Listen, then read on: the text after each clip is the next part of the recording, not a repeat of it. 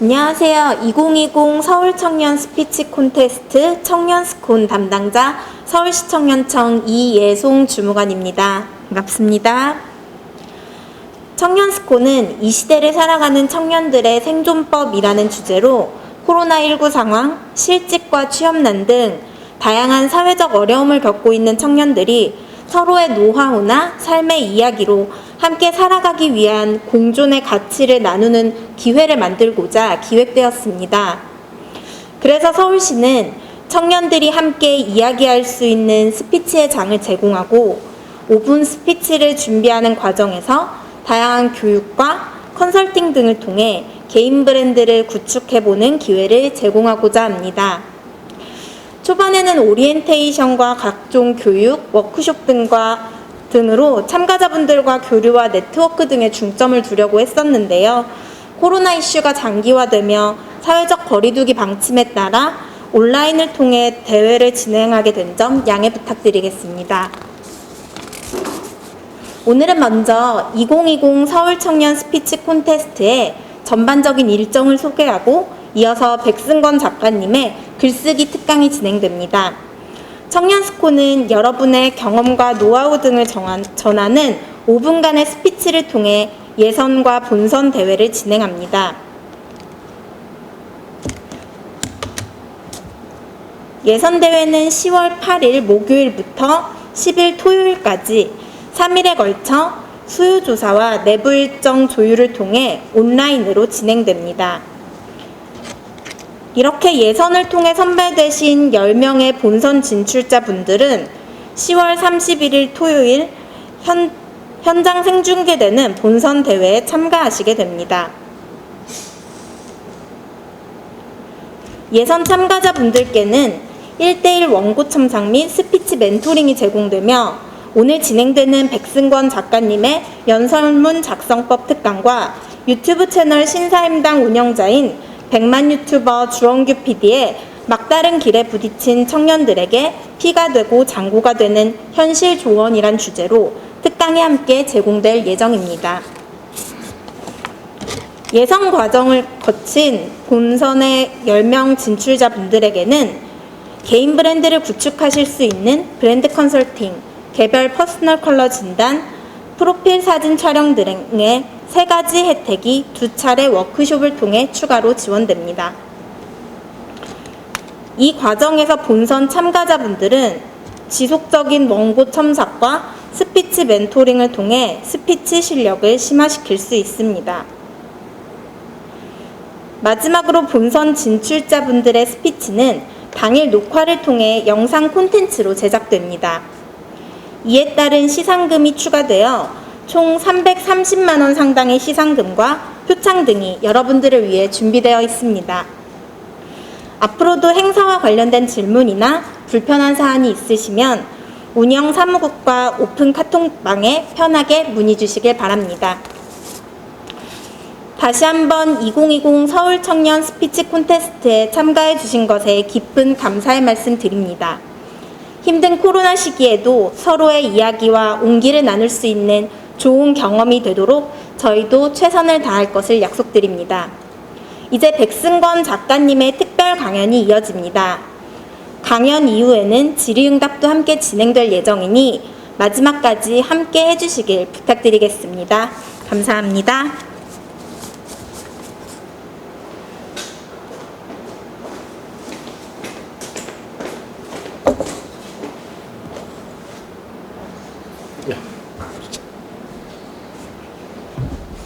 예, 안녕하세요. 예, 우리 청년 여러분 만나서 반갑습니다.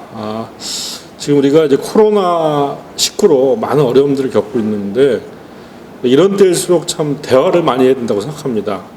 서로 이야기를 많이 함으로써 서로 소통하고 이런 소통을 통해서 지금 언택트 시대에 뭔가 우리가 이 닥치고 있는 어려움들을 극복할 수 있지 않는가.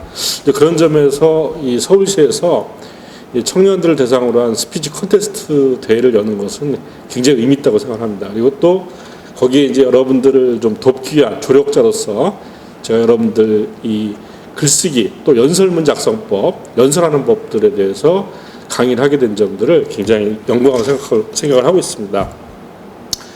제가 이제 오늘 여러분들하고 이제 나눌 이야기들은 바로 이제 연설문, 그다음에 연설하는 방법에 대해서 이야기를 할 건데요.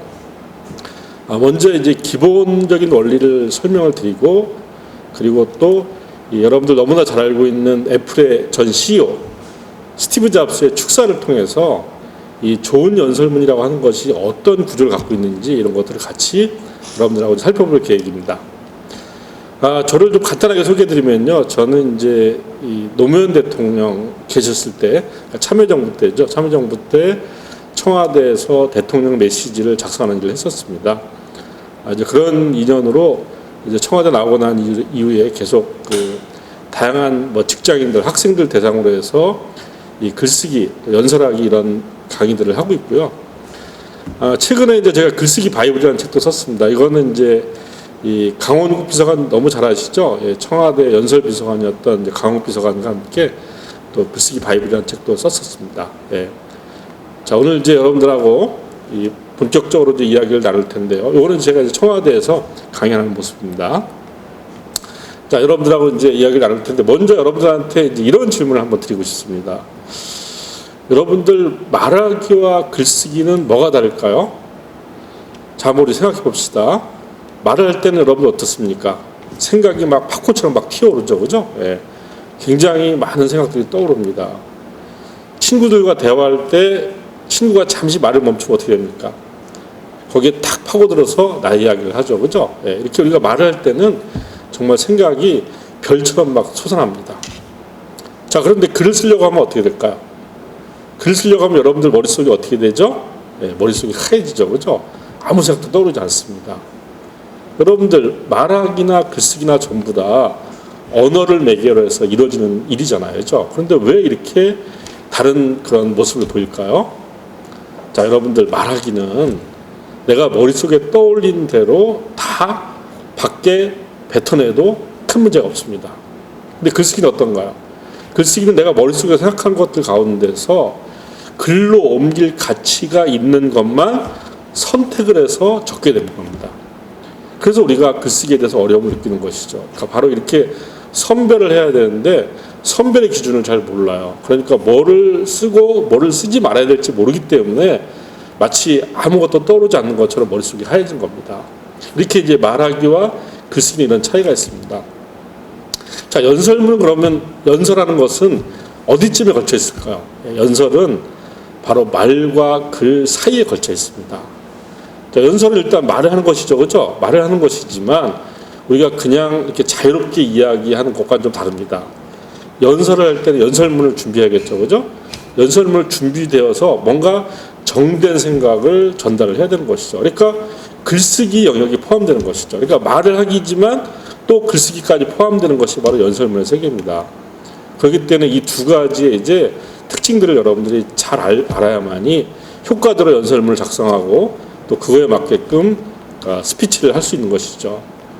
자, 우리가 이제 아까 이 글쓰기 어려움을 느꼈을 때 제가 그 머릿속에 떠올리는 것을 다 말할 수 없다고 했잖아요, 그죠? 그 가운데서 일부만을 전달할 수 있다고 이야기를 했습니다. 바로 이 선별의 기준이 중요한데, 여러분들 바로 이 선별의 기준을 알기 위해서 제가 여러분들한테 이제 말씀드리려고 하는 게 바로 구성의 원리입니다. 구성. 자, 과연 구성이 뭘까요? 우리 구성이라는 말 참 많이 들어봤죠, 그죠? 근데 글쓰기와 말하기에 있어서 구성은 과연 무엇일까요? 이렇게 그냥 구성이라고 하면 여러분들이 막연하게 아마 들릴 겁니다. 근데 이렇게 자 이렇게 말하면 아마 이제 조금 이해가 될 겁니다. 우리 학교 다닐 때 다 배웠었죠, 그죠? 구성의 원리를, 그죠? 3단 구성, 4단 구성, 5단 구성을 배웠습니다. 3단 구성은 이제 서론, 본론, 결론이라고 하고, 또 4단 구성은 기승전결이라고 하죠. 그 다음에 5단 구성은 발단, 전개, 위기, 결정, 결말 이렇게 됩니다. 아마 여러분들 이 학교 다닐 때 국어 시간에 다 배웠던 내용이죠. 다 기억이 나시죠, 그죠? 자, 근데 우리가 이걸 배워서 여러분들 뭐에 써먹었나요? 우리는 이걸 배워가지고 학교에서 시험을 볼 때 써먹었죠, 그죠? 예문을 딱 내주고, 자, 다음 예문은 구성의 어느 부분에 해당됩니까? 이럴 때 이제 바로 이 구성의 원리를 써먹었습니다. 근데 사실 이 구성의 원리는 보다 우리가 어떤 글을 잘 읽고 잘 쓰기 위해서 이 구성의 원리를 배우는 건데 안타깝게도 이걸 책 읽기와 글쓰기에 연결해서 우리가 사고하지 못한 겁니다. 자, 그래서 제가 먼저 여러분들하고 이 구성의 원리, 여러분들이 배웠던 이 구성의 원리를 먼저 글쓰기, 말하기와 연결해서 한번 설명을 드려보려고 합니다.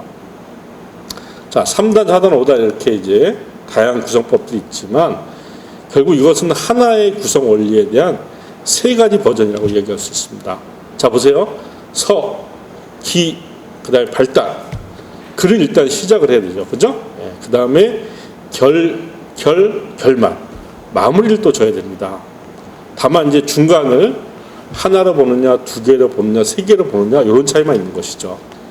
결국, 그러니까 글은 시작을 하고 또 중간을 이어가고 마무리를 하는 이런 아주 단순한 그런 그 형태를 띠게 됩니다. 연설문도 마찬가지입니다. 연설문도 시작을 하고 또 중간을 이어가고 마무리를 해야 되는 것이죠. 이렇게 보면 굉장히 쉽다고 볼 수가 있죠. 그죠? 자, 그렇지만 이 시작, 중간, 마무리를 우리가 이것만 아는 것으로서는 글쓰기나 말하기에 적용할 수가 없죠. 이걸 거기에 적용하려면은 시작은 도대체 이 글쓰기 말하기에서 어떤 역할을 하는 것인지, 그 다음에 중간은 또 어떤 역할을 하고 마무리도 또 어떤 역할을 하는 것이 잘 알아야겠죠. 그죠? 그 역할을 잘 알아야만이 거기에 맞게끔 우리가 시작을 하고 중간을 이어가고 마무리를 할 수가 있는 겁니다. 자, 그래서 각각의 역할을 한번 살펴보도록 하겠습니다. 자, 시작의 역할은 무엇일까요? 자, 시작의 역할은 바로 피싱입니다. 피싱. 피싱은 낚시죠, 낚시. 그죠? 자, 우리 시작에서 바로 독자, 청중의 마음을 사로잡아야 됩니다. 그들로부터 관심과 흥미를 낚아채야만이 비로소 우리의 글, 우리의 말은 바로 생명력을 얻는 겁니다. 왜 그런지를 한번 제가 여러분들이 신문을 보거나 이제 기사를 볼 때 한번 습관을 한번 우리 살펴보도록 하겠습니다. 자, 신문을 보면은 굉장히 많은 수백 개의 기사가 있죠. 그죠? 근데 그 가운데서 여러분들은 어떤 기사를 선택해서 쓰게 됩니다. 자, 그러면 이제 그 바로 여러분들이 어떤 기사를 선택할 때 그 기준이 뭔가요? 자, 제목이 끌려야겠죠. 그죠? 헤드라인이 마음에 들어야 됩니다. 거기서 뭔가 이렇게 끌림이 있어야만이 우리는 그 기사를 선택을 하죠. 자, 그 다음에 이제 그 기사를 봅니다. 보다 보면은 여러분들 한 30초쯤 지나면 어떤 생각이 듭니까? 이 기사를 계속 읽어야 돼, 말아야 돼. 갈등이 생기죠. 그죠? 뭔가 이 글이 30초 안에 나한테 임팩트와 매력을 줘야 됩니다. 그래야만 우리는 그거를 끝까지 읽게 되는 것이죠. 그런 걸 주지 않으면 어떻게 되죠? 그 글을 중간에 읽기를 그만두고 또 다른 기사로 넘어가는 거죠. 여러분들의 스피치도 마찬가지입니다. 여러분들의 스피치도 청중에게 30초 안에 무언가 매력과 임팩트를 줘야만이 여러분들의 스피치를 청중이 끝까지 경청을 하게 되는 것이죠. 바로 이게 우리가 이제 해야 될 그런 역할입니다. 자, 그래서 이제 미디어학자들은 이걸 한번 분석을 해봤어요. 그랬더니 사람들은 어떤 글과 말에 대해서 30초 안에 매력과 임팩트를 느껴야만이 3분간 집중할 수 있고 또 3분간 집중해야 30분 동안 관심을 가질 수 있다고 이야기합니다. 이거를 30법칙이라고 하는 것이죠. 자, 나의 말과 글이 누군가한테 3분간 집중을 받고 30분간 관심을 받기 위해서 어떻게 해야 돼요? 우리는 최초의 30초 안에 무언가를 해야 됩니다. 바로 매력과 임팩트를 만들어내야 되는 것이죠. 근데 대체로 이 매력과 임팩트라고 하는 것은 두 가지 측면에서 가능합니다. 하나는 중요한 거. 야, 저거 정말 중요해. 또 그거 나한테 필요해. 이런 이제 측면이 있고요. 또 하나는 야, 저거 되게 재밌는데 흥미로운데 바로 이런 두 가지 측면에서 매력과 임팩트가 생기는 겁니다. 자, 우리가 이렇게 이제 독자, 그 다음에 청중의 관심을 이렇게 낚아챘습니다. 그럼 이제 중간에 할 역할은 뭘까요? 중간은 바로 리즈닝, 바로 근거를 제시하는 겁니다. 독자들에게 관심과 흥미를 낚아챘다고 한다면 거기에 합당한 관심에 합당한 근거를 제시하는 것이 바로 중간이 할 역할이죠. 여러분들 인터넷 기사 보면은 가끔 이제 이런 제목들을 보게 됩니다. 무슨 연예인이 뭐 결혼했다 이런 기사가 뜨죠, 그죠? 근데 그 사람이 결혼한 소식이 전혀 없는데 이제 그런 기사가 뜨면 여러분들 되게 놀랍죠, 그죠? 근데 들어가서 클릭해서 들어가면 어떤 내용인가요? 무슨 드라마에서 혹은 또 무슨 영화에서 이런 겁니다. 우리가 이런 것들을 이제 어뷰징 기사라고 합니다. 어뷰징 기사. 이 인터넷 언론은 이 클릭 수에 따라서 이제 광고비를 정산받게 되어 있습니다. 그러다 보니까 이 독자의 클릭을 유도하기 위해서 이 본문의 내용과 상관없이 제목으로 다 약간 장난을 치는 거죠. 일종의 제목 장사를 하는 것이죠. 자, 여러분들 이런 어뷰징 기사는 독자의 관심과 흥미를 낚아채는데 성공했어요, 실패했어요? 자, 성공했죠, 그죠? 자, 들어가 보니까 근거가 있어요, 없어요? 예, 근거가 없죠. 그럼 이 독자는 어떤 반응을 보일까요? 아, 속았구나. 신뢰가 와장창창 무너지겠죠, 그죠? 자, 우리는 바로 이 중간에서 바로 우리가 관심과 흥미 합당한 근거를 제시함으로써 이제 관심이 신뢰의 영역으로 넘어갈 수 있는 그런 이제 단계로 이게 접어들어야 되는 겁니다. 자, 그다음에 이제 글과 말의 마무리는 무엇일까요? 그냥 우리가 글과 말을 하고 난 다음에 마지막에 그냥 총정리하고 대충 수습하면 끝나는 걸까요? 예, 그렇지 않습니다. 자, 우리가 글과 말의 마무리는 바로 메시지를 던져야 될 겁니다. 이 글을 읽은 사람, 이 말을 들은 사람에게 생각의 변화, 행동의 변화를 줄 수 있는 바로 메시지로 끝나야 되는 것이죠. 이게 바로 좋은 말과 글의 어떤 그 특징이라고 할 수가 있습니다. 자, 우리는 독자의 관심 흥미를 낚아채고 그 다음에 그 근거를 제시하고 그 다음에 메시지를 던지는 바로 이런 방식으로 글을 쓰고 또 말을 할 필요가 있죠. 그래서 이걸 이제 피싱 리즈닝 메시지 앞에 걸 따보면 어떻게 됩니까? 피레미가 되죠. 피레미. 여러분 피레미 아시나요? 자, 피레미는 이제 이 민물에 사는 아주 작고 힘찬 물고기죠. 자, 좋은 글과 말은 이렇게 피싱 리즈닝 메시지를 한다는 것을 여러분들 이제 우리가 알 수가 있습니다. 자, 그럼 실제로 여러분들 이제 이 글 속에서 어떻게 이제 피싱 리즈닝 메시지가 되는지를 제가 한번 예문을 한번 준비해봤습니다. 자, 지금 보시는 예문은 뭐냐면요. 자, 예.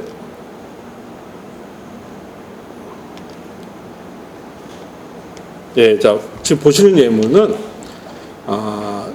케임브리지 대학교의 이제 경제학과의 장하준 교수라는 분이 계십니다. 이분은 이제 한국인이지만 영국의 케임브리지 대학교에서 이제 그 교수를 하고 계시죠. 이분이 쓴 이제 나쁜 사마리아인들이라고 하는 그런 글이 있습니다. 이런 글 속에서 이제 어떻게 피싱 리즈닝 메시지가 있는지 한번 살펴볼까요? 자, 이제 한번 시작 부분을 보겠습니다. 내게는 6살이라는 아들이 있다. 이름은 진규다. 아들은 나에게 의존하여 생활을 하고 있지만 스스로 생활비를 벌 충분한 능력이 있다. 나는 아들의 의식주 비용과 교육 및 의료 비용을 지불하고 있지만 내 아들 또래 아이들 수백만 명은 벌써부터 일을 하고 있다. 18세기에 살았던 다니엘 디포는 아이들은 4살 때부터 생활비를 벌 수 있다고 생각했다. 자, 여러분들 충격적이지 않습니까? 자, 6살 아들 진규한테 생활비를 벌어오도록 해야겠다라고 이렇게 이 필자는 이야기를 하고 있는 겁니다. 더구나 이 사람은 세계적 명문대학의 경제학과 교수죠. 우리가 이런 이야기를 들으면 어떻게 됩니까? 도대체 이 사람은 왜 이렇게 이야기를 할까? 강력한 호기심을 느끼게 되죠. 그죠? 그러니까 이 호기심이 풀리기 전까지는 이 사람의 글을 우리가 놓을 수가 없는 겁니다. 그러니까 글과 말이라고 하는 것은 이렇게 강력하게 독자들한테, 청중들한테 호기심을 발동시켜가지고 끝까지 그 호기심을 밝히게끔 하는 이런 형태로 우리가 이제 글과 말을 전개할 필요가 있는 것이죠. 바로 이렇게 피싱을 한 것이죠. 자, 그 다음에 이제 보겠습니다. 자, 그 다음에 보면 이제 중간인데요. 이 중간은 이제 크게 두 가지 나눠집니다. 첫 번째는 6살 아들 진규에게 생활비를 벌어오도록 해야겠다라고 하는 거에 대한 근거들을 제시하고 있죠. 자, 여기 근거를 보세요. 자, 아이가 온실 속에서 살고 있기 때문에 돈이 중요한 줄 모르죠, 그죠? 그래서 돈이 중요한 줄 알게 할 수가 있어요. 그 다음에 엄마와 내가, 그러니까 부모가 자기를 보호하는 것에 대해서 고마움을 또 알게 할 수 있습니다. 그 다음에 생산적인 인간이 될 수 있도록 경쟁에 노출시킬 수 있죠, 그죠? 그 다음에 그러면 미래의 아이 발전에 더 많은 도움이 되는 것이죠, 그죠? 그 다음에 힘든 일을 감당할 수 있는 정신력을 갖추게 되는 겁니다. 이렇게 이제 6살 아들 진규에게 이렇게 그 생활비를 벌어오게, 그러니까 직업을 갖게 해야겠다고 하는 이유들을 쭉 나열을 하고 있는 겁니다. 근거를 제시하고 있죠, 그죠? 자, 그 다음 또 문단을 보겠습니다. 그 다음 문단은 어떻게 시작하냐면 내게는 여러분이 나를 보고 미친 사람이라고 욕한 소리가 들린다. 자, 우리는 앞에서 수없이 많은 근거를 들었지만 이 필자의 주장에 동의할 수가 없죠. 그죠? 동의할 수가 없습니다. 그걸 이 장하준 교수도 정확하게 알고 있는 것이죠. 그렇기 때문에 바로 이 독자에게 바로 독자가 당신들 이렇게 생각하고 있지라고 이렇게 이제 독자의 마음을 이렇게 이제 아는 척을 해주는 것이죠. 교감을 해주는 겁니다. 바로 이런 것들이 바로 좋은 글과 말의 중요한 특징들입니다. 좋은 글과 말은 혼자서 그냥 일방적으로 독자나 청중들한테 그냥 이게 일방적으로 전달하는 것이 아니라 독자와 청중들의 반응들을 예상하고 거기에 맞게끔 이렇게 서로 인터랙티브하게 주고받는 것이죠. 예.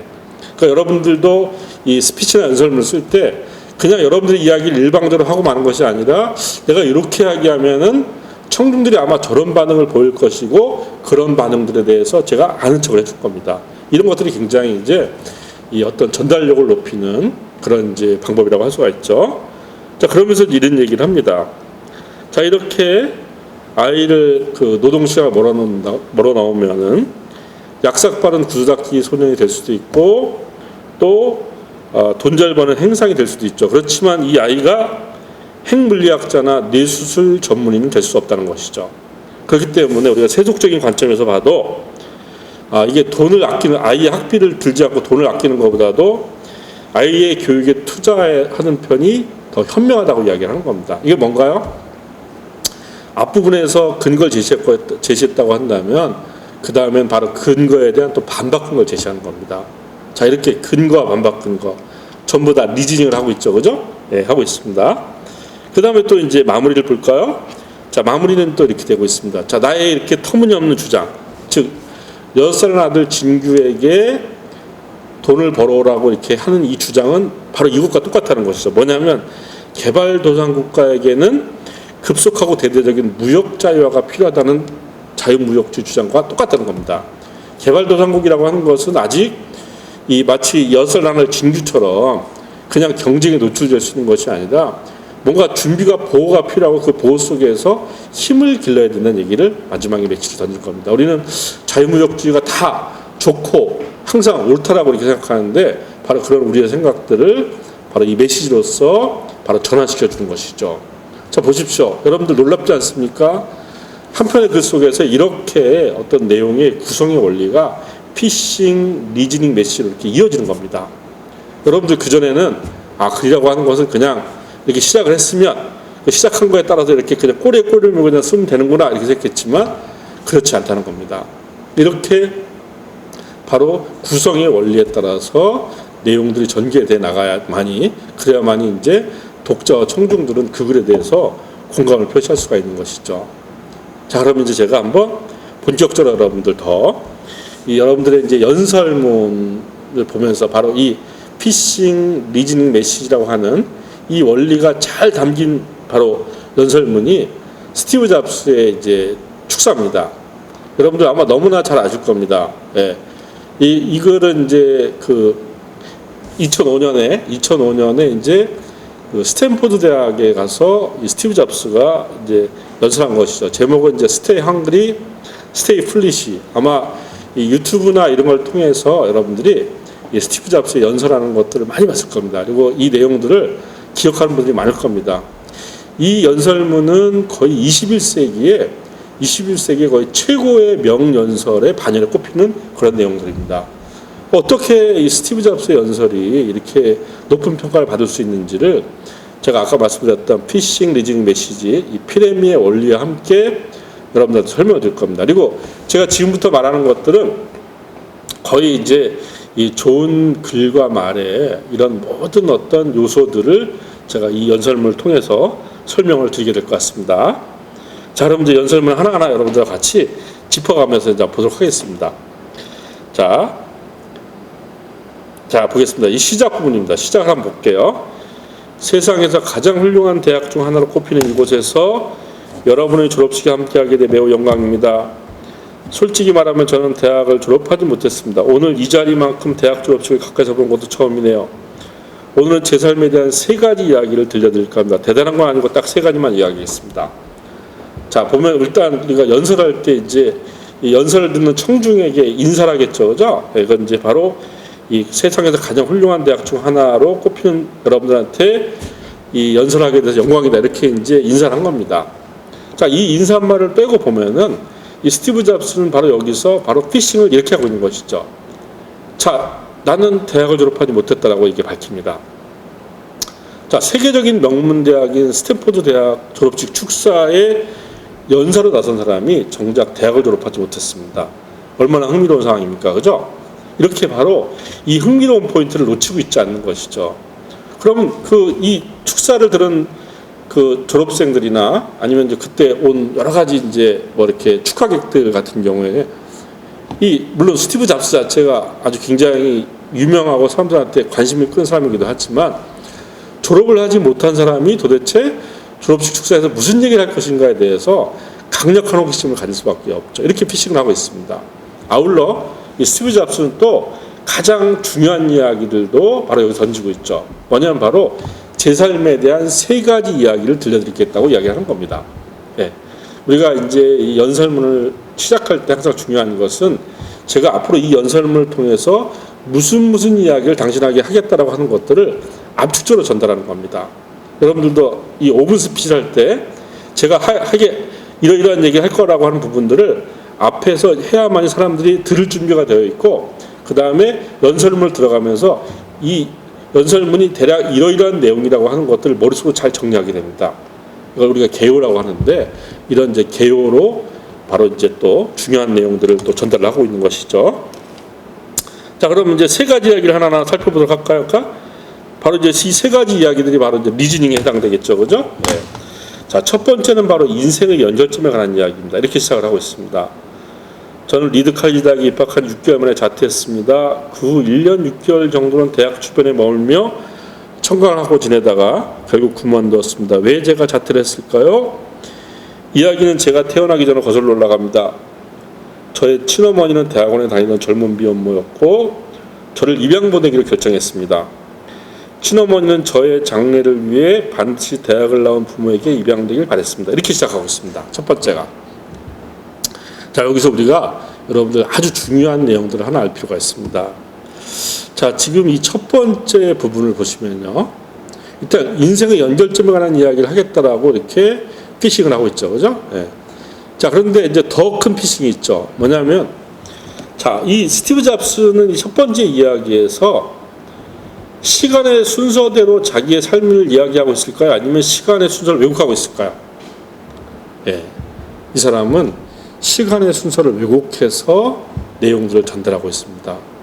아마 시간의 순서를 썼다고 한다면 리드 칼리지 대학을 자퇴한 얘기부터 시작한 것이 아니라 뭐부터 시작하겠어요? 태어나기 전으로 거슬러 올라갑니다. 미혼모의 아들로 태어난 것부터 이야기했죠. 그죠? 근데 그렇게 쓰지 않고, 자, 제가 대학을 다니다가 자퇴했습니다. 왜 제가 자퇴를 했을까요? 라고 하는 바로 훨씬 19년 지나고 나서의 이야기들로 시작을 하고 있습니다. 바로 이제 우리가 이걸 뭐라고 하냐면요. 이렇게 시간의 순서대로 어떤 내용을 전개하는 것을 바로 우리가 스토리라고 합니다. 스토리. 예. 이 스토리라는 말은 이제 우리가 이야기로 보통 이제 그 해석을 하죠. 그죠? 그렇지만 더 엄밀하게 이야기하면 내가 전하려고 하는 내용들을 시간의 순서대로 쓴 걸 바로 이야기라고 하는 겁니다. 자, 이게 시간의 순서로 전달하면 어떻게 됩니까? 나는 편하죠. 그죠? 예, 글쓰기도 편안하고 말하기도 편합니다. 그러나 독자, 청중의 입장은 어떨까요? 독자, 청중의 입장은 지루하죠. 그 다음에 논점이 무엇인지 모르게 됩니다. 그래서 우리는 이렇게 시간의 순서로 되어 있는 내용들을 어떻게 하느냐? 사람들이 궁금해할 만한 순서대로, 호기심을 느낄 만한 순서대로, 중요한 순서대로 바꾸는 겁니다. 그래서 이렇게 자퇴한 이야기를 앞으로 던지고, 왜 제가 자퇴를 했을까요? 뭔가요? 독자들한테, 청중들한테 강력한 호기심을 유발하죠. 그죠? 왜냐하면 뒤에 내용들을 들어야 그 의문이 풀릴 거 아니에요. 이렇게 피싱을 걸고 있는 것이죠. 바로 이것을 플롯 방식이라고 합니다. 여러분들이 이제 글을 쓰거나 말을 할 때 스토리 방식이 아니라 플롯 방식으로만 바꿔도 여러분들의 말과 글은 훨씬 달라집니다. 글을 잘 쓰냐 못 쓰냐, 말을 잘하느냐 못하느냐를 가늠하는 결정짓는 가장 큰 것이 뭐냐면 이 사람이 스토리 방식으로 내용을 전개하는지 플롯 방식으로 전개하는지 이것만 알아도 이것만 봐도 우리는 금방 판단할 수가 있는 겁니다. 그래서 여러분들 항상 이 스피치를 할 때 그냥 스토리 방식이 아니라 바로 플롯 방식으로 청중들한테 강력한 호기심을 발동시켜 놓고 그리고 여러분들의 내용들을 전개하는 이런 방식을 취해주면 좋을 것 같습니다. 자, 또 볼까요? 자, 그런 이유로 저는 태어나자마자 어느 변호사 가정에 입양되기로 정해져 있었죠. 하지만 제가 태어났을 때 그들은 여자를 원한다고 마음을 바꿨습니다. 그래서 대기자 명단에 있던 양부모님이 한밤중에 걸려온 전화를 받게 됐습니다. 예기치 못한 남자아이가 태어났는데 그 아이를 입양하시겠습니까? 물론이죠. 그러나 양아버지는 대학을 졸업하지 못했고 양아버지는 고등학교조차 졸업하지 못한 사실을 친어머니는 나중에 알게 됐죠. 자, 여러분들 자 보세요. 여기 보면 이제 큰 따옴표가 이렇게 있지 않습니까? 그죠? 마치 대화를 주고받는 것처럼 이렇게 표현을 하고 있습니다. 우리가 바로 이런 방식을 뭐라고 하냐면 바로 재현의 방식이라고 합니다.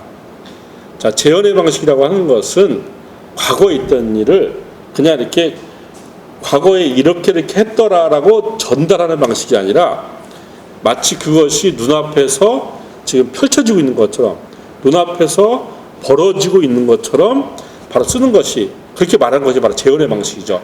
그러니까 여러분들은 만일 이제 이 스피치에서 어떤 과거의 어떤 경험들을 이야기한다고 했을 때 그걸 전달하는 방식이 아니라 그것이 바로 눈앞에서 벌어지고 있는 것처럼 그렇게 재현의 방식을 쓸 필요가 있습니다. 생생함이 중요한 것이죠. 그러니까 생생하게 이 눈앞에서 이 일이 다시 벌어진 것처럼 쓰는 것이 좋죠. 자, 그러나 양어머니는 대학을 졸업하지 못했고 양아버지는 고등학교조차 졸업하지 못했다는 사실을 친어머니 나중에 알게 됐죠. 그래서 친어머니는 최종 입양설에 사인을 거부했어요. 몇 달 후 친어머니 양부모님부터 저를 대학까지 보내겠다고 약속받은 후에 겨우 거절 꺾었습니다. 이것이 제 인생의 시작이었습니다. 이렇게 시작했습니다. 자, 이걸 이제 다 읽으면 좀 시간이 많이 걸리니까요. 중요한 내용을 읽으면서 제가 또 이야기하겠습니다. 그리고 17년에 대학을 입학했습니다. 그리고 이제 이 비싼 학비만큼 의미를 찾지 못해서 결국은 스티브 잡스는 이제 이 리드 칼리지를 자퇴를 하죠, 그죠? 자퇴를 하고 난 다음에 생활을 이렇게 이야기하고 있습니다. 거기 이제 약간 붉은 글씨로 되어 있는 부분을 보면서 같이 한번 이야기를 나눠볼게요. 그 생활은 그다지 낭만적이지 않았습니다. 이 부분입니다. 기숙사에 머물 수 없었기 때문에 친구 집 방바닥에 자기도 했고 5센트짜리 코카콜라 병을 팔아 끼니를 때우기도 했습니다. 매주 일요일 밤마다 그나마 괜찮은 음식을 먹기 위해 11km를 걸어서 헤어 크리슈나 사원에 가기도 했습니다. 정말 맛있었어요. 자, 여러분들 제가 왜 이 대목을 여러분들한테 말씀드린 걸까요? 자, 여러분들 바로 우리가 이 생생함을 살리기 위해서는 말과 글이 구체성이 있어야 됩니다. 말과 글의 구체성은 도대체 어디서 생기는 것일까요? 자, 말과 글의 구체성은 먼저 고유 명사를 많이 써야 됩니다. 우리가 모든 것들을 보통 명사로 이야기하면 안 됩니다. 길거리에 자동차가 많이 다니고 있다. 이거 자동차는 뭔가요? 자동차는 보통 명사죠, 그죠? 근데 실제로 길거리에 자동차가 다니나요? 길거리에 자동차가 아니라 길거리에는 소나타, 아반떼, SM5, K5 이런 차들이 다니는 것이죠, 그죠? 우리는 이 고유 명사를 다 써줘야 되는 겁니다. 이걸 써줘야만이 생생해지는 것이죠. 그 다음에 또 숫자를 써줘야 됩니다. 자, 그와 나의 거리는 어중간했다. 이런 식으로 쓰지 말라는 것이죠. 그와 나의 거리는 3m였다. 이렇게 쓸 필요가 있다는 겁니다. 자, 여러분들 스티브 잡스 한번 볼까요? 이렇게 이야기하고 있습니다. 이 사람은 빈병을 판 것이 아니라 5센트짜리 코카콜라 병을 판 겁니다. 그렇죠? 자, 보세요. 또 그 다음에 멀리 간 것이 아니라 11km를 갔습니다. 그 다음에 어느 사원이 아니라 헤어 크리스천 사원을 가진 거죠. 여러분들이 이 연설문을 쓰거나 연설을 할 때 바로 이런 점을 놓쳐서는 안 됩니다. 예. 바로 여러분들은 보통 명사, 추상 명사로 이야기할 것이 아니라 고유 명사와 숫자로 그 순간을 생생하게 이야기할 필요가 있어요. 아까 여기에 이제 더 덧붙여서 또 말씀드리고 싶은 것은 육하원칙을 항상 여러분들 머릿속에 간직하시기 바라겠습니다. 이 육하원칙에 따라서 내용을 잘 정리하기만 해도 중요한 것들이 다 담기게 되고요. 그 다음에 구체성이 살아납니다. 네.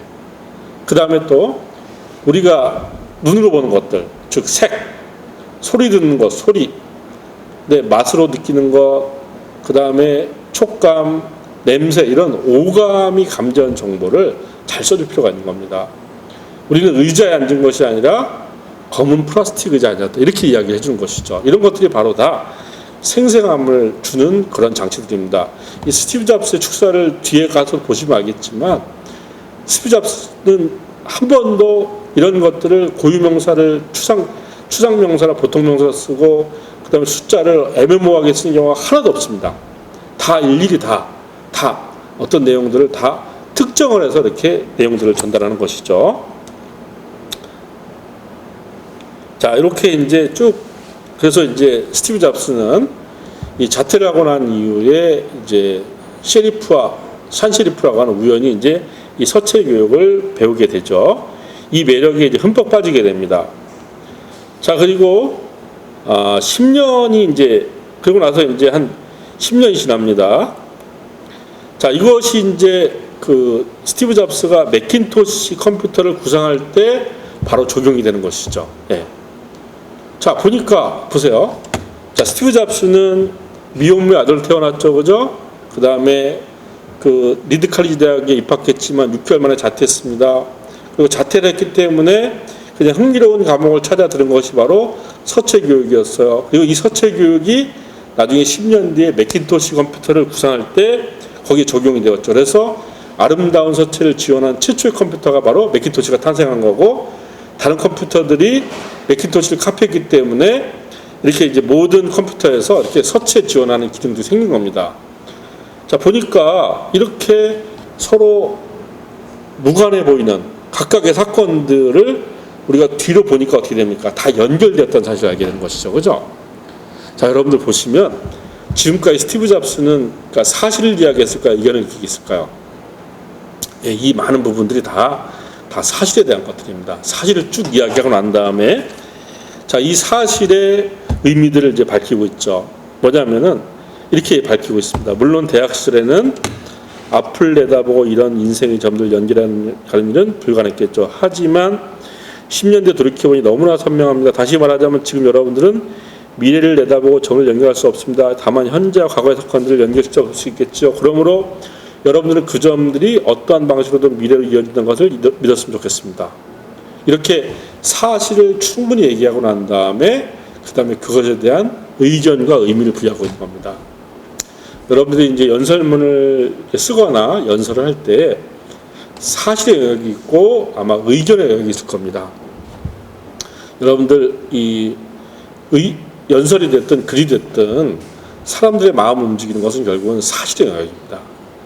사실의 영역에 훨씬 더 많은 내용들을 할애할 필요가 있습니다. 굳이 이렇게 정량적으로 한번 구분한다고 한다면 여러분들이 만일 5분의 연설 시간이 주어졌다고 했을 때 그 5분 가운데서 한 3분 정도는 바로 사실을 이야기하는 데 쓸 필요가 있습니다. 저는 4분까지 써도 좋다고 생각합니다. 그리고 의견은 1분 정도에 그쳐도 좋죠. 이 의견이 결국은 독자들의 어떤 청중들의 공감을 얻기 위해서는 충분히 사실을 얘기해야 되는 것입니다. 이렇게 스티브 잡스는 사실을 얘기하는데 이렇게 많은 내용들을 할애하고 그 다음에 이렇게 의견을 이야기하고 있죠. 근데 마지막 보도록 하겠습니다. 무언가를 믿으세요. 직감이든 운명이든 인생이 너쁘든 그 어떤 것이라도 좋습니다. 이런 방식은 저를 실망시키지 않았고 제 삶의 모든 것을 바꿔놓았습니다. 자, 이 첫 번째 중간을 보시면서 제가 이제 이 글 전체가 아까 시작에서 피싱을 했죠, 그죠? 그리고 첫 번째 이제 리즈닝이 들어갑니다. 그리고 좀 있어 두 번째, 세 번째 리즈닝이 있어요. 자, 그런데 여기서 또 보면은 이 첫 번째 에피소드에 여기도 바로 피싱 리즈닝 메시지가 대표되고 있다는 사실을 알 수 있죠, 그죠? 인생의 연결점, 자기가 자퇴한 사실, 왜 제가 자퇴를 했을까요? 피싱을 했죠, 그죠? 그 다음에 자퇴한 그 이유와 근거를 쭉 설명하고 있어요. 리즈닝을 이야기하고 있죠, 그죠? 그다음에 마지막 무언가를 믿으세요. 직감이든 운명이든 인생의 너쁘든 그 어떤 것도 좋습니다. 이러한 방식으로 저를 실망시키지 않았고 제 삶의 모든 걸 바꿔놨습니다. 뭔가요? 바로 메시지죠, 그죠? 메시지입니다. 자, 보니까 여러분들 이 글은 전체로 피싱 리즈닝 메시지고 또 부분적으로 또 피싱 리즈닝 메시지가 될 수 있는 것이죠. 자, 여러분들 오픈 스피치가 주어진다고 한다면 바로 이런 식으로 피싱 리즈닝 메시지 전체적으로 또 그 안에서 피싱 리즈닝 메시지를 이 패턴을 반복할 수가 있다는 것이죠. 그죠? 자, 이런 것들이 보이기 시작하나요? 자, 여러분들 두 번째 이야기로 또 넘어가도록 하겠습니다. 자, 두 번째는 사랑과 상실에 관한 이야기입니다.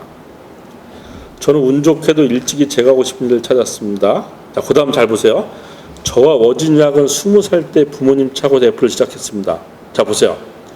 일단 육하원칙이 다 들어가 있죠. 그죠? 누가, 언제, 어디서, 왜, 무엇을 다 들어가 있죠. 그죠? 그리고 보시면 워지니악, 고유명사죠. 그 다음에 애플, 고유명사죠. 그죠? 네. 그 다음에 20살 숫자요. 그죠? 그 다음에 그랬습니다. 열심히 일한 덕에 차고에서 단둘이서 시작했던 애플은 10년 뒤 4천여 명이 넘는 종업원을 거느리는 200억 달러 규모의 기업으로 성장했습니다. 아마도 이제 우리나라 그냥 이런 그 글쓰기나 말하기에 대해서 크게 이제 이 트레이닝이 되지 않은 사람들은 이렇게 얘기했을 겁니다. 애플은 거대한 기업으로 성장했습니다. 이렇게 얘기했을 겁니다. 거대한이라고 하는 말 속에는 그냥 이렇게 어떤 이 구체성이 떨어지고 그냥 마치 이렇게 실루엣 같은 느낌밖에 들지 않죠. 그죠? 그런데 스티브 잡스는 그게 얘기하고 있지 않습니다. 10년 뒤 4천여 명이 넘는 종업원을 거느린 200억 달러 규모의 기업이라고 이렇게 숫자를 바꿔서 이야기를 하고 있죠. 이런 것들이 정말 중요한 겁니다. 우리는 최고 품질의 맥킨토시를 출시했고 저는 바로 1년 전에 막 30살이 됐습니다. 그리고 전 해고당했습니다. 어떻게 본인이 차린 회사에서 해고를 당할 수 있냐고요? 자, 보십시오. 여지없이 이 두 번째 에피소드도 바로 피싱을 하고 있죠. 그죠? 네.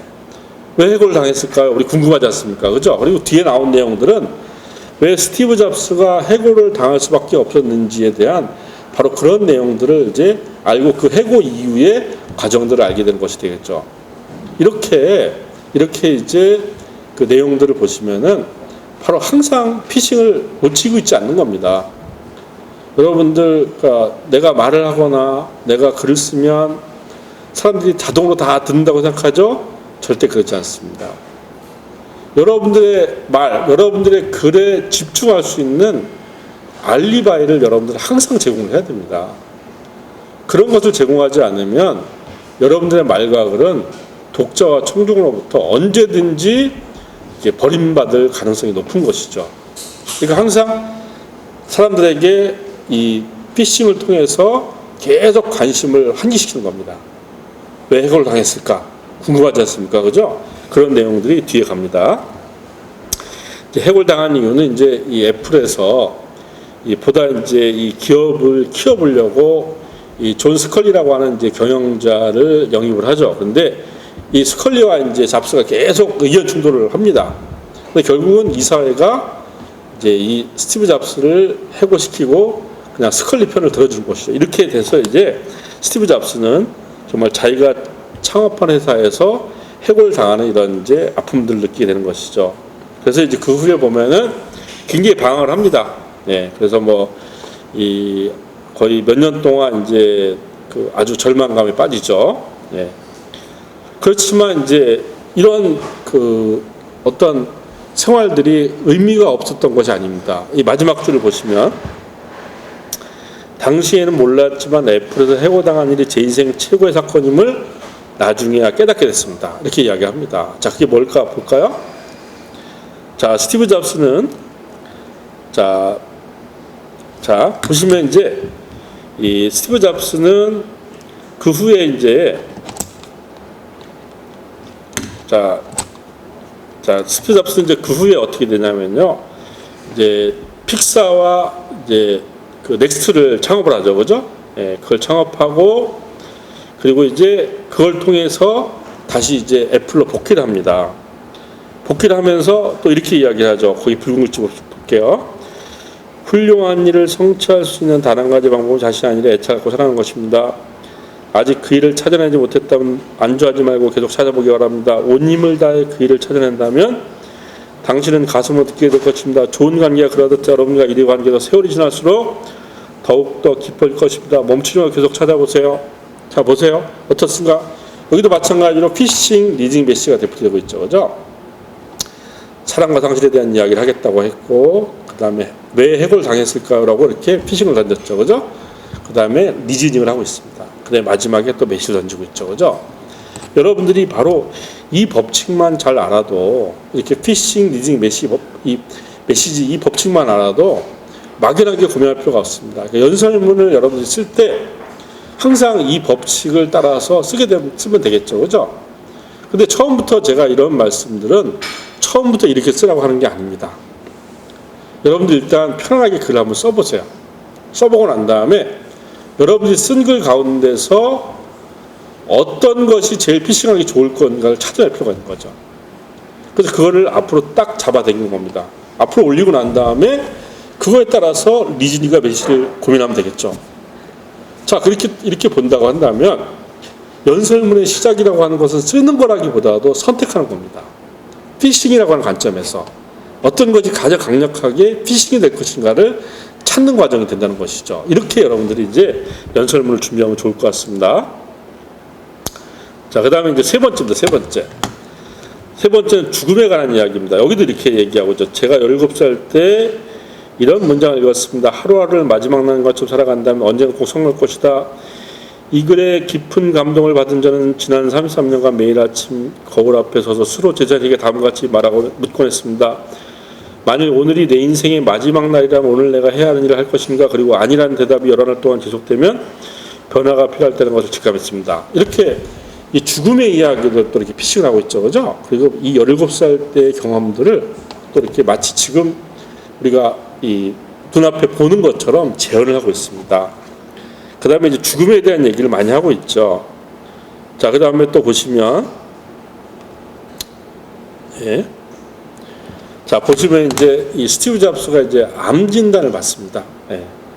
췌장암 진단을 받죠. 그래서 이 의사가 이제 당신이 이제 이 6개월밖에 살 수 없으니까 앞으로 이제 이 6개월 동안 10년 동안 가족들한테 해주고 싶었던 일을 해라. 그러니까 죽음을 준비하라고 이렇게 이제 이야기를 합니다. 아주 충격을 받죠. 그죠? 자, 그런데 이제 기적적으로 이렇게 이런 일이 벌어집니다. 보세요. 붉은 글씨가 보이겠습니다. 그날 저녁엔 조직 검사를 받았는데 내시경을 식도로 집어넣고 위를 지나 장까지 넣어서 췌장을 바늘로 찔러 종양에서 암세포를 채취했습니다. 저는 마취 상태였는데 제 곁에 있던 아내가 말해주길 의사가 제 몸에서 떼어낸 암세포를 현미경으로 검사하더니 눈물을 글썽거렸다고 합니다. 세포를 분석한 결과 수술로 치료가 가능한 보기 드문 종류의 췌장암이기 때문이죠. 자, 보세요. 여기를 잘 보시면 의사가 현미경을 보고 바로 결과를 얘기하지 않죠. 그죠? 눈물을 글썽거리고 난 다음에 그 다음에 이야기해 줍니다. 왜 그랬을까요? 왜 이렇게 썼을까요? 바로 생생함을 전달하기 위한 겁니다. 이런 것들이 바로 재현의 방식인 것이죠. 그러니까 여러분들이 하려고 하는 내용들의 결과를 다 알고 있어요. 네, 나의 이야기니까 결과를 다 알고 있죠. 그죠? 근데 결과를 확 그냥 이야기해버리면 청중이 공감할 수 있는 영역이 사라지는 겁니다. 자, 그렇기 때문에 어떻게 하느냐? 여러분도 마치 모르는 것처럼 청중하고 똑같은 입장인 것처럼 그 과정을 밟아서 결과까지 이르는 그런 어떤 재현을 해줘야 되는 겁니다. 그래야만이 독자가 여러분들의 이야기를 듣고 공감할 수가 있는 것이죠. 예. 이거는 굉장히 이제 어찌 보면 말하기와 글쓰기에 굉장히 중요한 스킬이면서 우리가 잘 모를 수 있는 이런 내용이라고 할 수가 있죠. 자, 그래서 이제 다행히 수술을 받고 이제 살아났습니다. 자, 그 다음에 이제 또 볼까요? 자, 거기 보면 이제 마지막에 보시면은 가장 중요한 것은 자신의 마음과 직관을 따르는 용기를 갖는 것입니다. 그것들은 이미 당신이 무엇을 진짜로 원하는지 알고 있습니다. 다른 것들은 모두 부차적입니다. 자, 메시지죠. 그죠? 여기도 마찬가지로 피싱, 리즈닝 메시지가 대표되고 있습니다. 자, 그런데 여기서 보시면요. 이 정말 죽음에 대한 예, 죽음에 대한 정말 주옥 같은 얘기들이 굉장히 많습니다. 여기 첫 번째 문장 보세요. 죽음은 삶이 별명해낸 최고의 발명품이기 때문이죠. 죽음은 삶을 변화시키는 존재입니다. 새로운 것을 받아들이는 길을 열어주기에 한 것을 치워버립니다. 정말 명언들이 많습니다. 네. 자, 그런데 여러분들 이 스티브 잡스의 이 명언들이 독자의 공감을 얻을 수 있는 도대체 뭘까요? 왜 독자들은 이 명언에 대해서 감동을 할까요? 여러분들 이것을 독자들이 감동하는 이유는 이것 자체에 있는 것이 아닙니다. 바로 스티브 잡스가 췌장암에 걸려서 시한부 판정을 받아서 죽었다 살아난 사람이기 때문에 바로 이 이야기가 감동을 받는 겁니다. 자, 그래서 우리 이제 이 글쓰기 말하기 영역에서 아주 중요한 명언이 있습니다. 메시지보다 메신저라는 얘기가 있죠. 글의 내용, 말의 내용보다 더 중요한 것은 글과 말을 한 그 사람이 누구냐가 더 중요하다는 겁니다. 근데 우리는 이 메신저인 여러분을 어떻게 보여줄 수가 있어요? 물론 스티브 잡스는 굳이 그 사람의 얘기를 하지 않아도 이미 다 알고 있죠, 그죠? 예. 근데 여러분 청중들이 여러분 청년이 누군지 모르죠, 그죠? 그렇죠?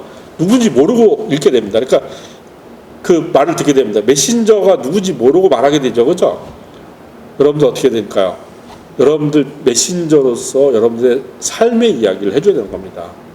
그래서 저 청년은 저런 사람이구나라고 하는 것들을 청중에게 알려주고 그럼으로써 여러분들의 메시지가 더 이렇게 진정성이나 어떤 더 이렇게 진솔하게 다가올 수 있도록 이렇게 전략적으로 설계해야 되는 겁니다. 그래서 우리가 연설을 할 때는 아주 공적인 이야기를 할 때에도 도대체 이 말을 하는 내가 누구인지를 청중이 알 수 있도록 바로 정보를 줄 필요가 있습니다. 스티브 잡스는 이렇게 유명한 사람에도 불구하고 자기의 삶의 이야기들을 청중들한테 아주 진정성 있게 진실하게 이렇게 이야기를 하고 있는 것이죠. 이런 것들이 바로 이제 전달력을 높이는 아주 중요한 방법이라고 할 수가 있습니다. 자, 드디어 이제 마무리를 이제 보게 됐습니다. 자, 우리가 제 삶에 대한 3가지 이야기를 하겠다라고 스티브 잡스가 이야기했죠, 그죠? 그리고 첫 번째 인생의 연결점에 관한 이야기, 두 번째 사랑과 상실에 관한 이야기, 마지막 죽음에 관한 이야기 3가지 리즈닝을 했죠, 그죠? 이제 마지막에 이제 여기서 또 우리가 이제 메시지를 또 보게 됩니다. 자, 그런데 메시지는 이렇게 시작합니다. 제가 어렸을 때 지구백과라는 멋진 책이 있었는데 저희 세대 때는 성경만큼 유명했던 책이지요. 여기서 그리 멀지 않은 멀로파크에 살고 있는 스튜어트 브랜드라는 사람이 쓴 책인데 그는 자신만의 시적 감성으로 이 책에 생기를 불어넣었습니다. 개인용 컴퓨터나 전자출판이 생기기 이전인 1960년대 후반이었기 때문에 타작이나 가위, 폴라로이드 카메라로 만들어진 책입니다. 자, 그 다음에 이 책이 개정판을 몇 차례 더 내고 1970년대 중반에 이제 이 마지막 이제 자료를 내놓습니다.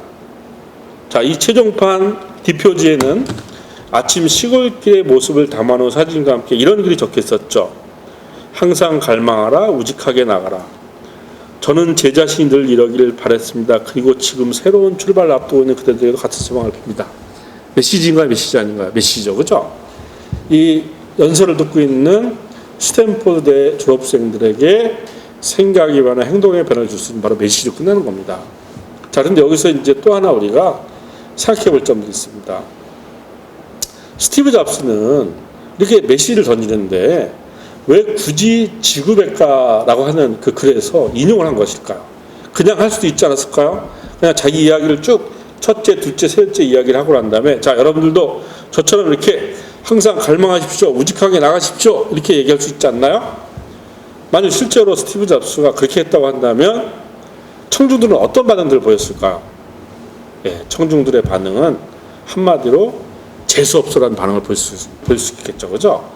자기 자랑하네? 자기 자랑하려고 그동안 그렇게 많은 얘기를 했던 거야? 이런 반응들을 유도할 수가 있습니다. 이렇게 항상 갈망하라, 우직하게 나가라는 말 자체는 굉장히 좋은 말이고 의미 있는 말이지만 만일 지구백과 얘기를 하지 않고 그냥 생으로 던졌을 때 이건 자칫하면은 꼰대 메시지가 되는 겁니다. 여러분들 꼰대 메시지가 뭘까요? 여러분들 꼰대 싫어하시죠, 그죠? 자, 꼰대 메시지라고 하는 것은 옳은 이야기를 옳은 방식으로 하면 꼰대 메시지가 됩니다. 지당한 말씀을 지당한 방식으로 하면 꼰대 메시지가 되는 것이죠. 자, 우리는 옳은 이야기일수록 또 타당한 이야기일수록 그걸 잘 전달하는 바로 전략이 필요합니다. 그 전략은 뭐냐면요, 바로 비유나 인용을 활용하는 겁니다. 비유나 인용을 활용함으로써 그 이야기를 듣는 사람에게 거부감을 줄이는 겁니다. 예, 거부감을 줄이고 그 내용들을 이렇게 사람들이 이렇게 잘 잘 받아들일 수 있도록 이렇게 하는 것이죠. 그래서 이렇게 여러분들이 인용과 비유를 잘 활용하면 연설의 품격도 높이고, 인용은 또 좋은 점이 이런 겁니다. 인용은 유명한 사람들의 말과 글을 이렇게 끌어오잖아요. 그러면 내가 하는 이야기의 신뢰성, 권위를 높이는 그런 작용들을 합니다. 예. 그래서 여러분들 이 5분 스피치를 하는데 그 가운데서 시작이나 마무리 부분에서 인용과 비유를 멋지게 한다고 한다면 굉장히 아주 이 독자들한테 여러분들의 메시지도 잘 부드럽게 수용이 될 것이고, 그 다음에 여러분들의 어떤 이야기들도 아주 인상 깊게 남게 되는 것이죠. 자, 이렇게 우리가 스티브 잡스의 축사를 통해서 피싱, 리즈닝 메시지라고 하는 이런 구성의 원리를 살펴봤고요. 그 다음에 좋은 연설문이라고 하는 것, 좋은 연설이라고 하는 것들이 도대체 어디로부터 비롯되는 것인지 그런 것들을 이제 하나하나 살펴봤습니다. 네, 이렇게 이제 준비된 저의 이야기들은 이제 마치도록 하고요. 그리고 이제 여러분들이 자, 질문을 이제 주시면은 그 질문에 대해서 제가 하나하나 이제 답을 하는 시간을 갖도록 하겠습니다. 예. 자, 경청해 주셔서 감사합니다. 자, 한번 볼까요? 예. 예. 예, 아직 질문이 없군요. 예.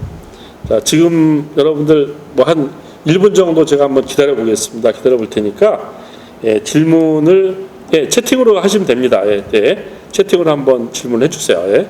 김미랑 선생님, 자 한번 하십시오. 예.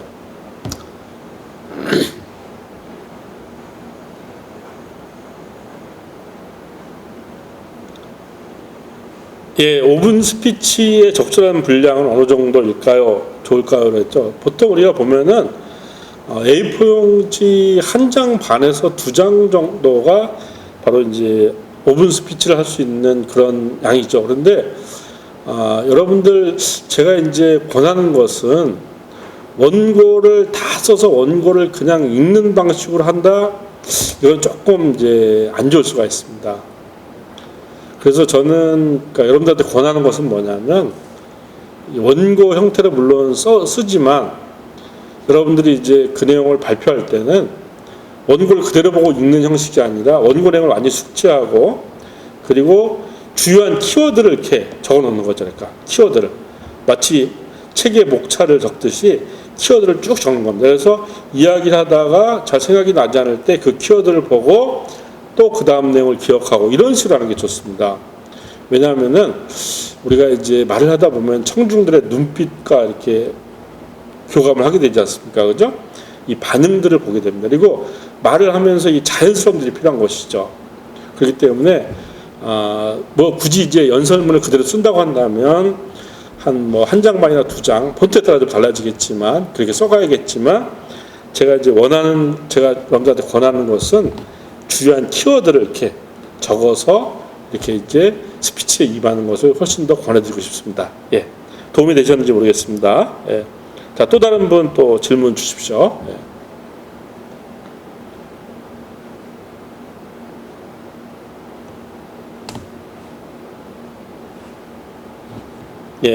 예, 또 보겠습니다. 자, 예. 예, 우리 김미랑 선생님 좋고요. 예. 또 질문 하나 더 해줬거든요. 어떤 종류의 소재를 고르는 게 좋을까요? 라고 되어 있죠. 그죠? 예. 자, 여러분들 이런 소재를 고를 때 물론 우리가 타픽을 쓰죠. 타픽이라고 하는 것은 화제죠. 화제. 사람들이 아주 이렇게 관심을 갖는 화제를 갖고 그 화제를 바탕으로 여러분들의 의견을 표할 수가 있죠. 그죠? 근데 이런 타픽은 그러니까 여러분만 고민할까요? 아마 다른 참가자들도 다 고민할지도 모릅니다. 이를테면은 코로나19 아마 너무도 많은 사람들이 코로나19 이야기를 할 수가 있어요. 그렇기 때문에 타픽에만 의존해서는 차별성을 이루기 어렵습니다. 제가 사실 가장 이제 여러분들한테 권하고 싶은 것은 여러분들의 삶의 이야기로부터 그 소재를 골랐으면 좋겠습니다. 왜냐하면은 자, 우리가 살아가는 내용들은 굉장히 그 일상적인 것 같지만 그 내용을 잘 들여다보면 거기에 굉장히 의미 있는 어떤 부분들이 있습니다. 자소서를 쓰는 것과 똑같습니다. 자소서도 어떤 대단한 내용을 자꾸 쓰려고 하기보다도 내가 경험한 내용들의 가치와 의미를 부여함으로써 사람들한테 다르게 보이게끔 하고 그걸 바탕으로 어떤 나의 어떤 주장을 펼쳐가는 것을 저는 이제 권하고 싶고요. 예, 자, 그리고요. 잠깐만요. 예.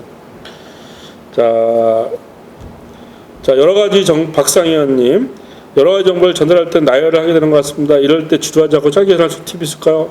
이게 바로 피렘입니다. 피싱 리즈닝 메시지를 제가 말씀드린 게 바로 나열하지 말고 그런 어떤 피싱 리즈닝 메시지라고 하는 원리에 따라서 써보자고 하는 것이죠. 자, 그 다음에 또 오겠습니다. 자, 코로나 상황에서 우리가 비대면 화상으로 연설을 하다 보니까 청중의 상황을 즉시 확인할 수 없는 아쉬움이 있을 때가 있습니다. 화상으로 연설이나 스피치를 하더라도 초반에 청중의 흥미를 유발할 수 있는 방안이나 비대면에 맞는 효율적인 스피치는 무엇일까요? 여러분들 이제 이 화상으로 이렇게 연설할 때 이런 거 컴퓨터가 있죠. 컴퓨터, 그죠? 컴퓨터가 이렇게 있습니다. 컴퓨터 이제 화면을 보고 여러분들 연설을 하게 되죠. 그죠? 근데 이 컴퓨터 너머에다가 여러분들이 청중 생각하는 사람을 한번 떠올려 보세요. 더 실감나게 하려면은 여러분이 청중이라고 생각하는 사람들의 사진을 출력해가지고 컴퓨터 그 뒤쪽에다 모니터에서 이렇게 보이도록 한번 해보십시오.